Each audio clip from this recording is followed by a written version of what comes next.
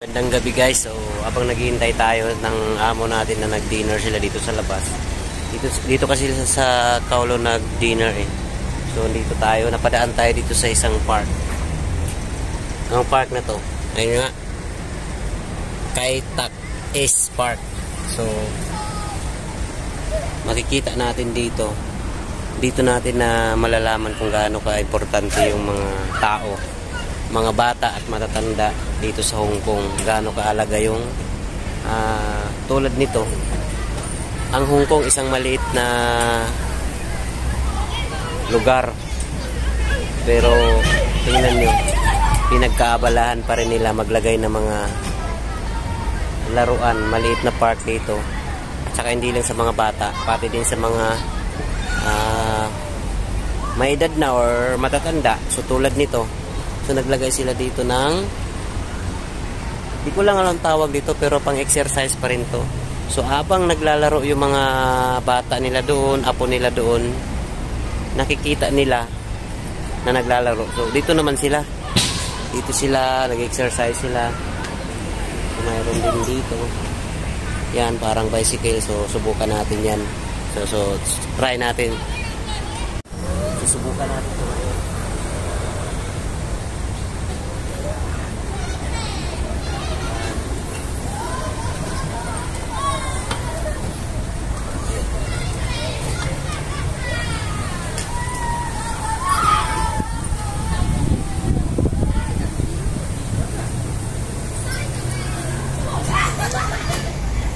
So yun na guys, nasubukan na natin yun. So dito naman tayo susubok sa kabila. Saan natin ilalagay yung camera? Dito natin ilalagay yung camera. Susubukan natin.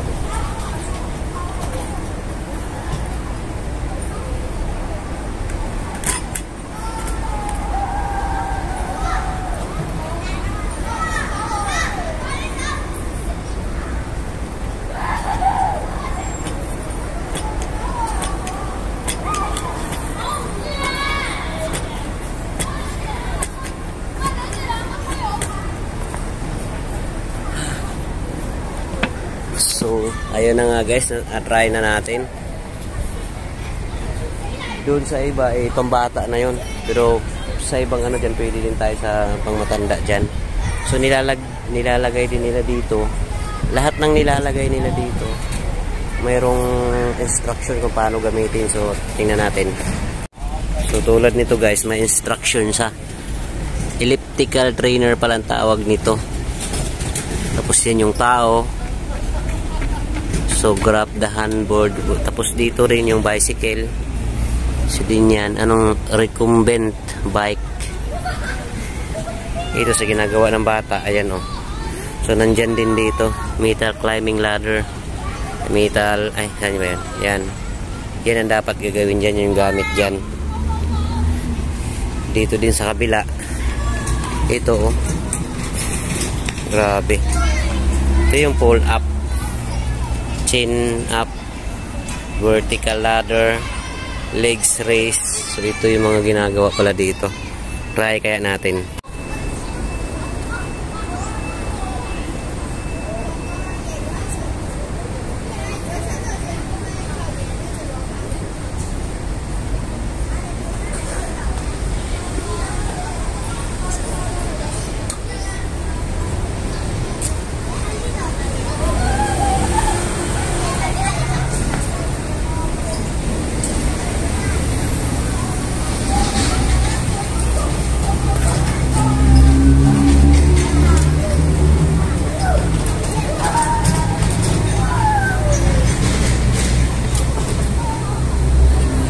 Sakit sa kamay. Hindi natin kaya yun. Masakit sa kamay. Uwi na tayo doon sa sakyan. Sakit sa arms. So yun. Diyan gaano kahalaga yung exercise ng mga Hong Kong people dito. Kahit maliit lang yung lugar nila dito, mayroon din silang malasakit sa kapwa nila. Tao dito, nilalagyan nila ng mga pang healthy habits na mga Diyan din mga jogging area din diyan, may bicycle din diyan para sa mga bata. So yun lang. Bye.